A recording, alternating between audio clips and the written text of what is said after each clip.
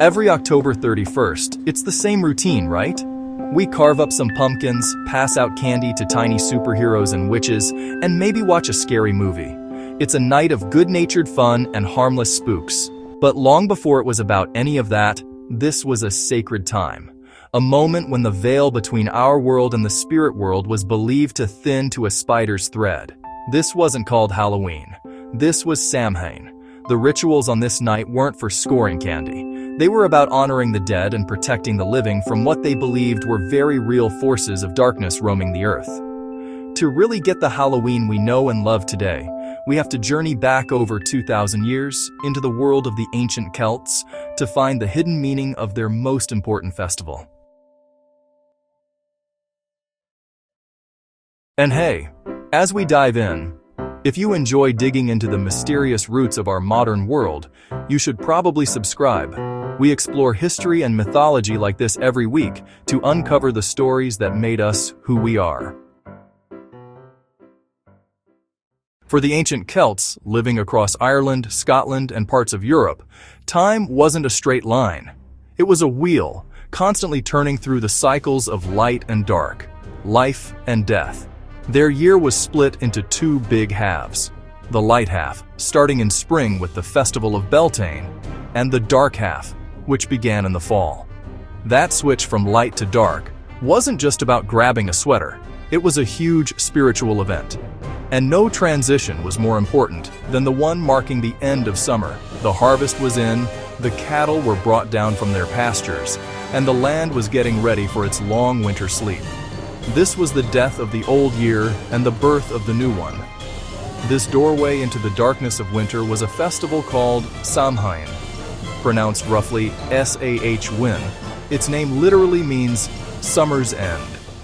In the Celtic calendar, this was the most powerful and dangerous night of the year.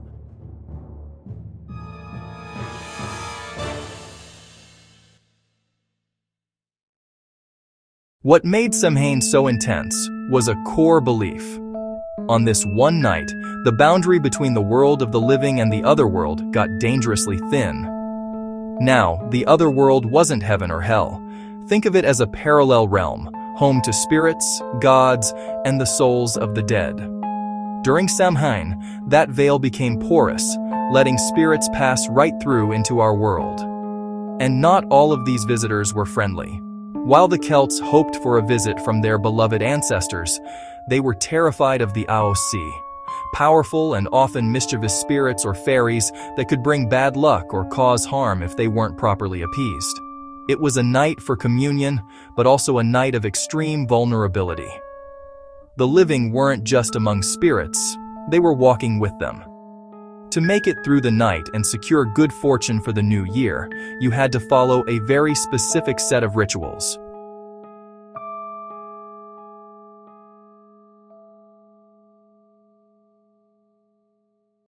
At the heart of Samhain celebrations were massive bonfires, lit on sacred hilltops. These weren't just for light, they were powerful magical tools. The fires were believed to cleanse and protect. People and their livestock would even walk between two bonfires as a purification ritual for the winter ahead. Then, they'd carry an ember from the communal flame back home to relight their own hearth, a symbol of unity against the growing dark. Here's a spooky bit of etymology for you. Some historians and etymologists believe the word bonfire actually comes from bonefire, a grim nod to the practice of throwing the bones of slaughtered cattle into the flames as an offering, though this is still debated. While fires blazed outside, a different ritual was happening in the home. Families held a huge feast to celebrate the harvest, but this feast had some unearthly guests. Extra places were set, with food and drink left out for the souls of dead relatives, inviting them home to share the celebration. It was a way to honor the ancestors and keep them on your side for the coming year. These offerings were also meant to pacify any wandering, not-so-nice spirits, hoping a little food and drink would convince them to move along peacefully.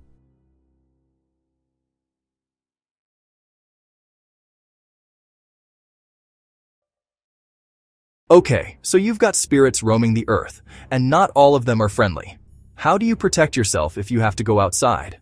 This is where one of Halloween's most famous traditions comes from: costumes and masks. This practice, called guising, had two main goals. First, a scary mask might frighten away a malevolent spirit. More importantly, it was camouflage. By dressing up like a monster or a spirit yourself, you could disguise your humanness and blend in with the supernatural crowd, hopefully being ignored and avoiding any trouble. This wasn't about dressing up as a favorite character. It was about embodying the chaotic, supernatural vibe of the night. People wore animal skins and heads or old tattered clothes to look like one of the restless dead. In a way, they weren't just hiding from the spirits. They were ritually becoming one of them.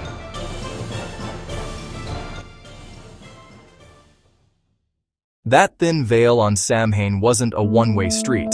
It also allowed humans to get a clearer peek into the other world and, by extension, into the future.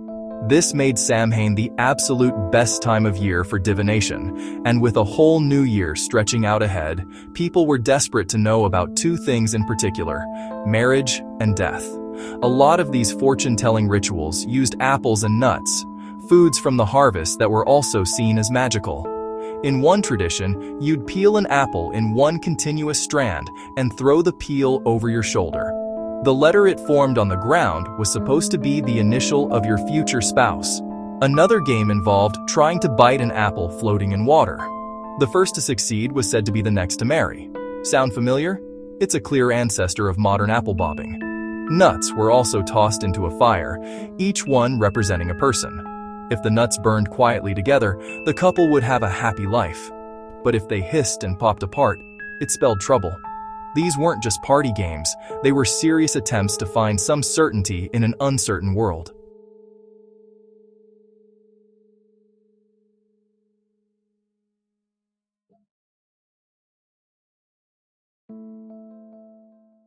Of course, the ancient world of the Celts couldn't last forever. As Christianity spread across Europe, the church ran into a problem: how to convert people who were deeply attached to their pagan holidays. Instead of trying to outlaw these festivals, which rarely works, they used a much smarter strategy: absorb and rebrand. And that's exactly what happened to Samhain. In the 8th century, Pope Gregory III moved All Saints' Day, a day honoring Christian martyrs, from May to November 1st. The night before, October 31st, became known as All Hallows' Eve, which, over time, got shortened to Halloween. A little later, November 2nd was named All Souls' Day, a time to pray for the dead. And just like that, the 3-day Samhain period had a Christian counterpart. The bonfires once lit for pagan spirits were now lit for Christian saints. The focus on the dead remained, but it was now filtered through Christian ideas of heaven, saints, and souls in purgatory. The ancient festival wasn't erased, it was just given a new layer of meaning. The final major twist in Halloween's story happens across the Atlantic. In the 19th century, huge waves of Irish and Scottish immigrants came to America, and they brought their old traditions with them. It was here, in the American melting pot, that All Hallows' Eve began to morph into the holiday we know today. One of the biggest changes involved the jack-o'-lantern. Back in Ireland, people had carved scary faces into turnips, potatoes, or beets, placing an ember inside to scare off evil spirits. According to folklore, they were named for a guy called Stingy Jack, who tricked the devil and was doomed to wander the earth with only a burning coal inside a turnip to light his way. When immigrants got to America, they found the pumpkin, which was native to the continent, much bigger, and a whole lot easier to carve. The turnip was quickly forgotten, and the pumpkin jack-o'-lantern became the official face of American Halloween. The tradition of souling also evolved. This was a practice where poor people, often kids, would go door to door on All Souls' Day and offer to pray for the dead in exchange for little soul cakes. This, mixed with the Irish and Scottish custom of guising, where kids performed a song or a trick for a treat, morphed into the American trick-or-treating we know today.